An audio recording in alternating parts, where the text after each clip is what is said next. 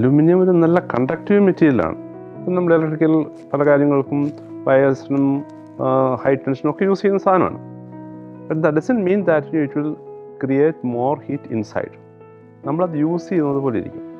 അപ്പോൾ aluminium technology has developed so much, and then there are reflective materials, and then less heat absorptive aluminum composite panels are there, and then there are sandwich roof ഉണ്ട്.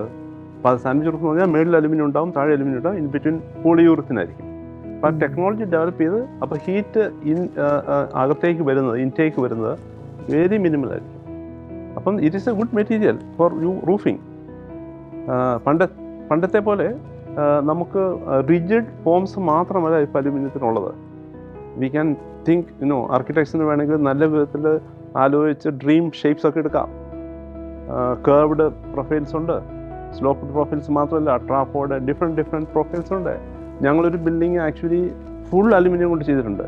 It's a small house, but roof, walls, side, except the foundation, everything is aluminium.